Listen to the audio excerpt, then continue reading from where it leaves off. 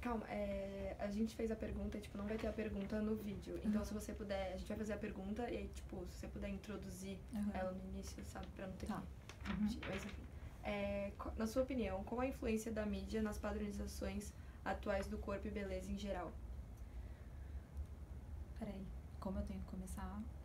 Começa a introduzir. Não precisa ser exatamente, a padronização. Pode falar. Começa tipo da padronização só. Eu acho que a mídia, ela ainda tem muita importância nessa coisa do padrão. Só que eu acho que tá mudando, porque a mídia tá se preocupando, porque as pessoas estão em cima disso. De mostrar mais diversidade. E é uma coisa que na Cláudia a gente se preocupa. As modelos não podem ser muito magras. A gente tem que colocar pessoas com mais diversidade. Então a gente põe japonesa, a gente põe ruiva, a gente põe negra. Então eu acho que existe isso do padrão da mídia. Ainda é muito presente. Na televisão principalmente.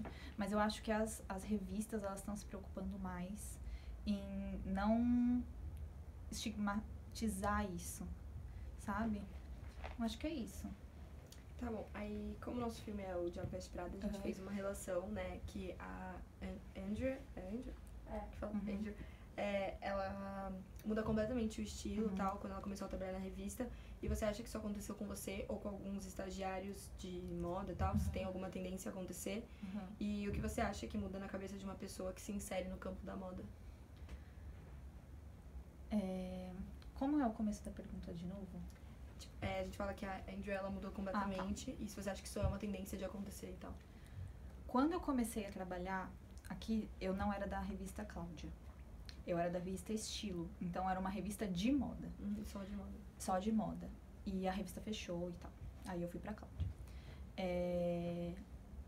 Eu acho que não é uma coisa que eu mudei totalmente, mas a gente acaba mudando, se inserindo e vendo alguns estilos e se abrindo mais, sabe? Eu não posso dizer que eu mudei totalmente, mas eu posso dizer que a gente começa a olhar algumas coisas de outras formas. Tipo, eu nunca usaria isso, aí depois de um ano eu super usaria isso, sabe? Eu fui me aprimorando e eu acho que muda, assim.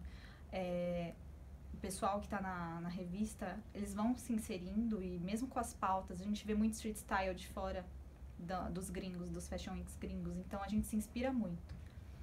Eu acho que existe essa tendência a mudar.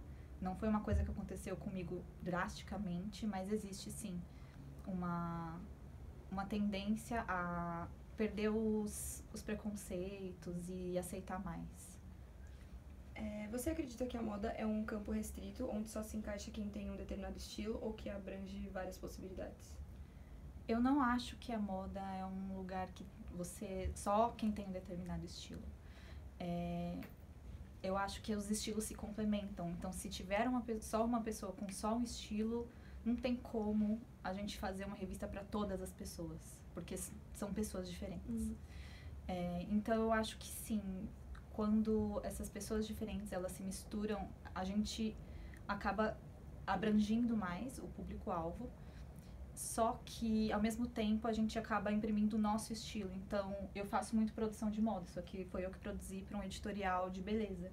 Então, tem peças que eu não pegaria porque eu não usaria, mas você poderia pegar porque você usaria, sabe? Então, sempre a gente acaba imprimindo o nosso estilo no que a gente está fazendo. Isso é bom porque cria essa coisa mesmo de diversidade e variedade. Não fica sempre a mesma coisa. Tá. As capas da revista, elas sempre têm algumas atrizes famosas, né? Tipo, influências. E você acredita que isso de usar os artistas é um ato de se aproximar dos leitores? Os artistas não. Usar atrizes ao invés de modelos. Sim. Sabe assim? Na Cláudia, a gente não costuma colocar modelo porque não é o público-alvo. A Cláudia não é uma revista de moda. Eles deixam isso bem claro. A Cláudia é uma revista de variedade. Moda é apenas um dos assuntos que ela trata, não em reportagem, a gente não tem reportagem de moda, mas a gente tem algumas sessões de ajuda, ou de serviço, ou editorial, porque é necessário. Mas as capas com modelos a gente não faz, e a gente tem feito muito sem ser com as atrizes, como foi a última edição com as mulheres feministas. E ter a coisa das empreendedoras que teve no evento também, no fórum que a gente fez.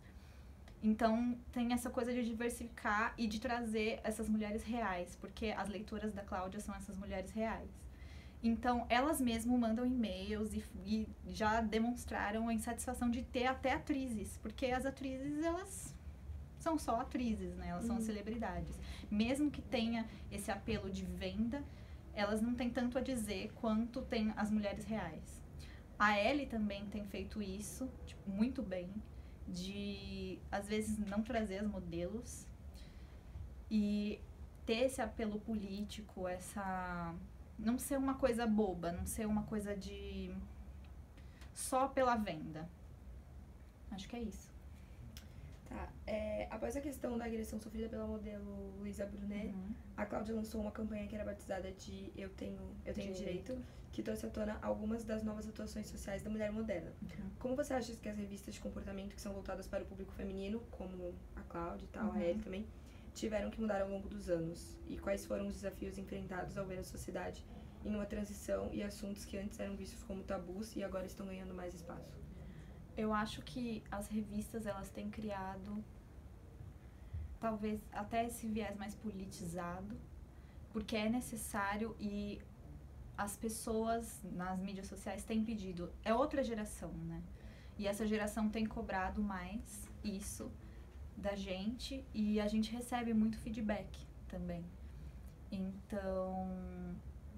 Ai, gente, desculpa, eu me perdi. Pode falar de novo? Segunda parte.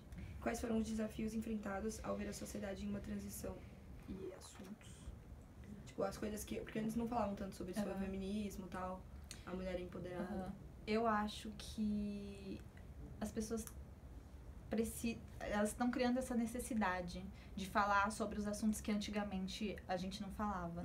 E isso tem mudado justamente por causa das redes sociais e da mídia, de ser uma nova geração que está contestando. As gerações passadas, elas não contestavam, elas não é uma geração contestadora. Eu acho que é isso, eu acho que os desafios é de também não criar, de quebrar os tabus e de não criar talvez esses estigmas de ficar datado, de ser um discurso datado ou de ser um discurso cansativo. Então, as revistas, elas têm tentado acertar nesse discurso e não generalizar e de falar sobre os assuntos que antigamente não eram falados. Acho que é isso. Tá bom, então só isso. Vocês têm mais só alguma isso? pergunta? Não. Não? Então é só isso mesmo.